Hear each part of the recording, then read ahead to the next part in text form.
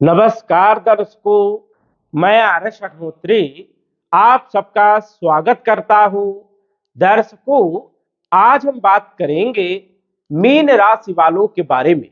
जी हाँ, मीन राशि वालों के लिए राहु का अब असली खेल शुरू होगा। जी हाँ, जिस प्रकार जीव की 5 अवस्था होती है, उसी प्रकार ग्रहों की भी 5 अवस्थाएं होती है। पहली अवस्था बाल अवस्था। बाल अवस्था 0 डिग्री से लेकर के 6 डिग्री के मध्य में ग्रह गोचर करता है और इस अवस्था में ग्रह अपना कोई खास प्रभाव नहीं दिखा पाता। दूसरी जो अवस्था है वो है किशोर अवस्था।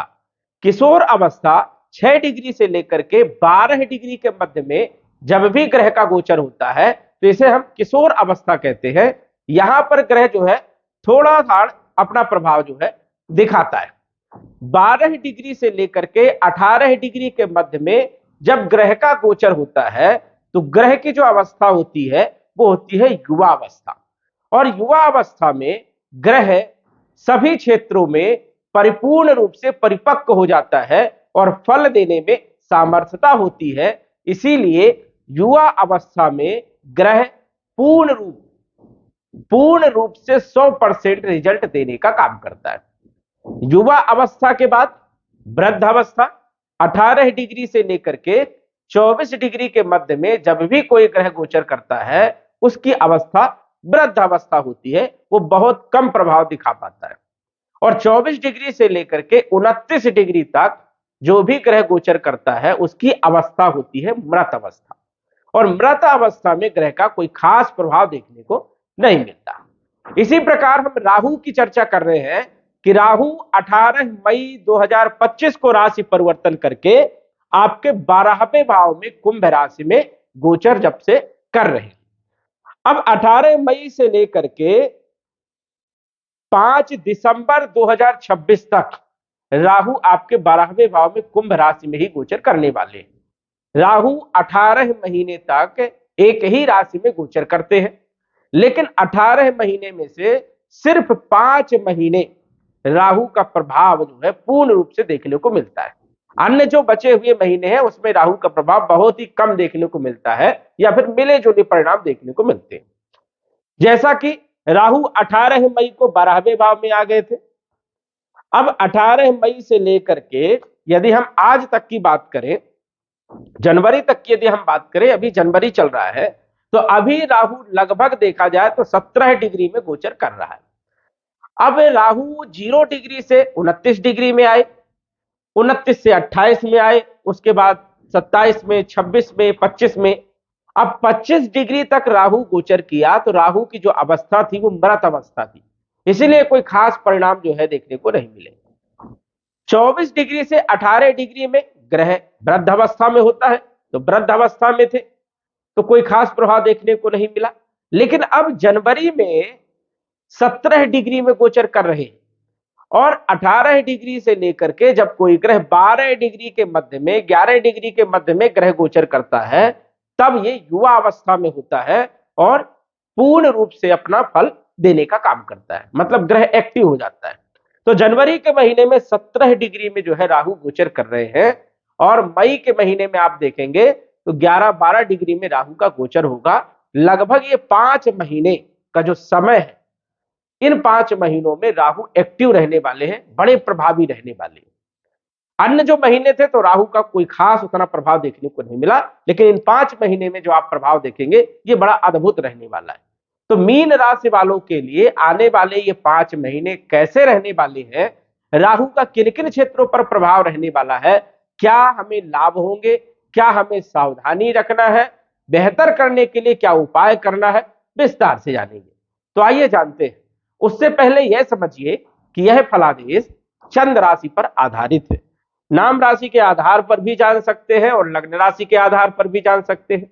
तो आइए जानते हैं। राहु 12वें भाव में वैसे देखा जाए तो अच्छे परिणाम नहीं देता। 12वें भाव का राहु कई सारे क्षेत्रों में नुकसान पहुंचाने का काम करता है, क्योंकि 12वां भाव जो होता है ये व्यय का होता है, नुकसान का होता है, खर्चों का होता है, हॉस्पिटल का होता है, विदेश यात्राओं का होता है। लेकिन यहां पर राहु का जब गोचर होता है तो कौन से वो क्षेत्र है जहां पर राहु अद्भुत परिणाम देने का काम करते हैं। अब यहां पर हर क्षेत्र में जो है परेशानी उत्पन्न नहीं करते, लेकिन अधिकतर क्षेत्रों में यहां पर राहु परेशानियां उत्पन्न करते हैं। लेकिन कुछ ऐसे क्षेत्र हैं जहां पर राहु जबरदस्त लाभ देने का काम करते हैं। अब ये भाव व्यय का है, नुकसान का है, हॉस्पिटल का है, खर्चों का है। किसी भी प्रकार के खर्चे हैं वो 12वें भाव से हम देखते हैं जहां पर राहु गोचर कर रहे हैं, तो सडल खर्चे यहां पर राहु जो है करवाता ही करवाता है। कोई ना कोई नए नए खर्चे जो है जो देखने को अभी मिल रहे हैं मीन राशि वालों के, वो अभी रहने वाले हैं। खर्चे तो होंगे, उसमें कोई जो है बदलाव नहीं है। और सडल खर्चे जो है इन 5 महीनों में भी जो है देखने को मिलेंगे। लेकिन किन क्षेत्रों के लिए अच्छे प्रभावी रहने वाले हैं राहु? तो यदि आप विदेश जाना चाहते हैं या विदेश में रह रहे हैं तो राहु जबरदस्त लाभ देने का काम करेगा और एक बेहतर स्थिति यहां पर 5 महीनों तक रहने वाली है। दूसरी बात, यदि आप मार्केटिंग का काम करते हैं, ऑनलाइन का काम करते हैं, नेटवर्किंग का काम करते हैं, या फिर देखा जाए तो सेलिंग का काम करते हैं ऑनलाइन, तो यहां पर राहु आपको बहुत अच्छे परिणाम देने का काम करने वाले हैं।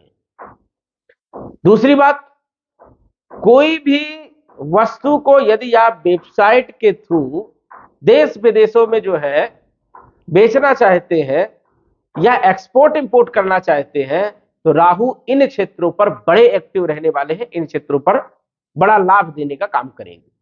ये भी एक बहुत अच्छी स्थिति है। या ऑनलाइन क्षेत्र जितने भी हैं वहां पर राहु का एक अच्छा प्रभाव आपको देखने को मिलने वाला है। राहु 12वें भाव में गोचर कर रहे हैं, तो यदि आप समुद्र से जुड़े हुए कार्यों पर यदि फोकस करते हैं, जैसे जहाज हो गया, रिपेयरिंग का काम हो गया, मशीनरी से जुड़े हुए काम हो गए, पुराने पार्ट्स हो गए, इनसे जुड़े हुए काम करते हैं तो राहु यहां पर अच्छे परिणाम देने का काम करेगा ही करेगा। या फिर वेस्ट मटेरियल, जिसको हम कचरा कहते हैं, इनसे जुड़े हुए कोई काम यदि करते हैं, प्लास्टिक से जुड़े हुए कोई काम करते हैं, तो यहां पर आपको बहुत अच्छे परिणाम मिलने वाले हैं। ये एक अच्छी स्थिति। या फिर आप घरेलू वस्तुएं, जो कि बहुत सारी चीजें आती है, छोटे छोटे जो है पार्ट्स हो गए, छोटी मोटी चीजें जो है किचन की वस्तुएं हो गई, प्लास्टिक से जुड़े हुए कोई भी कार्य हो गए, इन क्षेत्रों से जुड़े हुए यदि आप काम करते हैं तो राहु जो है आपको सक्सेस देने का काम यहां पर करता ही करता है। या फिर 12वें भाव में राहु जब गोचर करता है तो आप विदेश जा सकते हैं, शिक्षा के लिए, नौकरी के लिए, बिजनेस के लिए, एक्सपोर्ट इंपोर्ट का भी काम करते हैं तो भी यहां पर राहु अच्छे प्रभावी रहने वाले। अब 12वें भाव में राहु जो है गलत क्षेत्रों में भी खर्च करवाते हैं, जैसे गलत संगत लग जाना, गलत ऐब हो जाना, ये भी स्थितियां यहां पर बनती है। तो यहां पर थोड़ा संभल करके रहने की जरूरत है। अब राहु 12वें भाव के परिणाम तो देंगे ही देंगे, लेकिन जहां जहां राहु देखेंगे, राहु की 3 दृष्टियां होती है, 5वीं, 7वीं और 9वीं। अब यहां पर विराजमान होकर के राहु की 5वीं दृष्टि आपके 4थे भाव में पड़ेगी, गुरु के ऊपर पड़ेगी।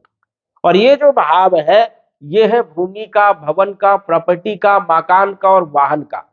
इन क्षेत्रों से अचानक लाभ आपको देखने को मिल सकता है। अचानक प्रॉपर्टी आ सकती है, खरीद सकते हो, अचानक वाहन खरीद सकते हो, अचानक धन की प्राप्ति हो सकती है। या फिर देखा जाए तो यहां पर थोड़ा सा राहु माता के स्वभाव, स्वास्थ्य पर बुरा प्रभावी होता है और एंजाइटी देने का भी काम करता है। तो यहां पर निगेटिव पॉइंट भी है, लेकिन सडल प्रॉपर्टी का लाभ होना, वाहन का लाभ होना, ये एक स्थिति यहां पर बनती है। राहु की 7म दृष्टि 6ठे भाव में होने के कारण 6ठा भाव जो है ये रोग, ऋण, शत्रु, कलह, कर्ज का है। और यहां पर जो राशि है वो शत्रु राशि है।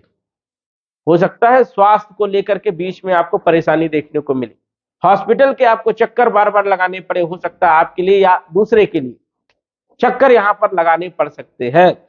शत्रु हावी हो सकते हैं, परेशान करने के लिए षड्यंत्र रचने का काम करेंगे। नौकरी में बदलाव होंगे और इस टाइम पर यदि आप नौकरी में बदलाव करते हैं तो बहुत सोच विचार करके आपको करना है, क्योंकि अधिकतर डिसीजन गलत होते हैं। तो नौकरी में यदि कोई बदलाव करना चाहते हैं या स्थान परिवर्तन करना चाहते हैं तो बहुत सोच विचार करके सलाह लेकर के ही आपको करना है, अन्यथा नुकसान हो सकता है, गलत डिसीजन हो सकता है। तो ये भी आपको विशेष तौर पर ध्यान रखना है। कर्जे की यदि हम बात करें तो इस टाइम पर आप कर्जे ले सकते हैं और कर्जे को लेकर के मानसिक टेंशन भी बना रह सकता है, तो यहां पर भी आपको विशेष तौर पर ध्यान रखना है। नवम दृष्टि राहु की अष्टम भाव में पड़ेगी मित्र राशि में, यहां पर कुछ अच्छे परिणाम देखने को मिल सकते हैं।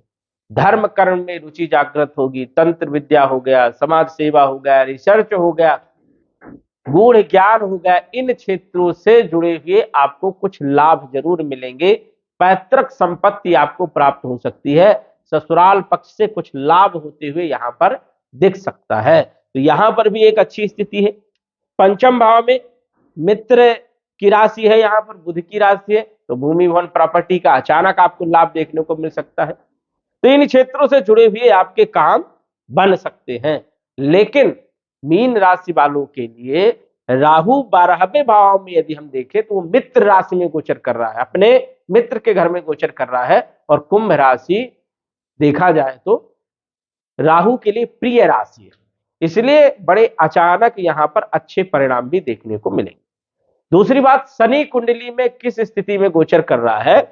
जैसे मीन राशि वालों की शनि की 7.5 का दूसरा चरण चल रहा है, हालांकि यहां पर शनि की 7.5 का ज्यादा नकारात्मक प्रभाव देखने को नहीं मिलेगा, लेकिन फिर भी आलस्यपन तो रहेगी, काम करने का मन कम लगेगा, साथ ही साथ आप हर काम को टालने का प्रयास करेंगे। लेकिन यदि आप एक्टिव रहते हो तो यहां पर आपको अच्छे रिजल्ट देखने को मिल सकते हैं। पर यही आपको ध्यान रखना है कि आपको कर्म करना है, आपको जो है जोश जुनून में होकर के जो है आपको कार्य करना है, तो आपको यहां पर अच्छे रिजल्ट मिलेंगे। क्योंकि गुरु की दृष्टि भी 12वें भाव में पड़ रही है, जो कि शिक्षा के लिए बहुत अच्छी स्थिति बनाता है। विदेश यदि जाना चाहते हैं, ग्रीन कार्ड, पासपोर्ट, वीजा बनाना चाहते हैं, तो ये समय आपके लिए बढ़िया है। चाहे नौकरी के लिए जा रहे हो, चाहे व्यापार के लिए जा रहे हो, तो ये एक अच्छी स्थिति रहेगी कि राहु की दृष्टि गुरु के ऊपर और गुरु की दृष्टि जो है राहु के ऊपर पड़ रही है, तो आपको अचानक बड़े बड़े लाभ भी देखने को मिल सकते हैं। लेकिन सावधानी बड़ी रखना है, क्योंकि 12वें भाव का राहु हमेशा अच्छे परिणाम नहीं देता है, बड़े खर्चे करवाएगा, सडल बड़ी प्रॉब्लम भी देने का काम करेगा। कई बार लीगल नोटिस भी आ जाती है जब भी 12वें भाव में राहु का गोचर होता है, कोर्ट कचहरी के चक्कर लग जाते हैं, गलत आरोप लग जाते हैं, और बड़ी बीमारियों के चक्कर में घर में, परिवार में, या स्वयं के द्वारा जो है हॉस्पिटल के चक्कर लगते हैं। तो ये स्थिति यहाँ पर राहु की यदि देखें तो पूर्ण रूपेण यहाँ पर अच्छी नहीं है। जनवरी से लेकर के मई तक दोनों प्रकार के परिणाम आपको देखने को मिल सकते हैं। अब यदि राहु आपकी कुंडली में बहुत अच्छी पोजीशन में है तो कहीं ना कहीं आपके दिमाग को शार्प बनाएगा और नई नई योजनाओं से जो है आपको लाभ देने का काम करेगा। और यदि राहु आपकी कुंडली में खराब स्थिति में बैठा है तो जो भी आप योजना बनाएंगे, जो भी आप नया कार्य करेंगे, उसमें नुकसान देने का काम करेगा, लॉस करवाएगा। तो सबसे पहले यह देखिए कि आपकी कुंडली में राहु की स्थिति कैसी है। राहु यदि सामान्य है या अच्छा है तो जरूर आपको लाभ मिलने वाला है।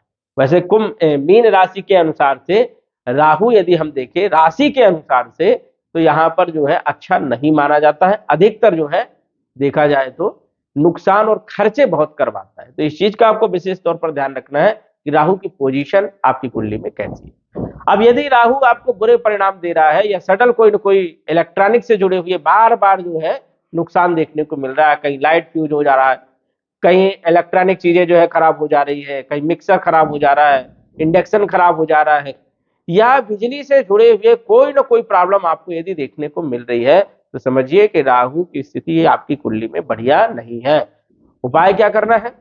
राहु के लिए सबसे बढ़िया उपाय है कि आप रात्रि के समय सिद्ध कुंजिका स्तोत्र का पाठ 7 पाठ प्रतिदिन करें, घी का दीपक जला करके, संकल्प लेकर के, जिससे राहु के अच्छे परिणाम देखने को मिलेंगे। या फिर राहु का तांत्रिक मंत्र का जप भी आप कर सकते हैं ज्यादा से ज्यादा, जिससे राहु के अच्छे परिणाम आपको देखने को मिल सकते हैं। तो दर्शकों, आज बस इतना ही। धन्यवाद।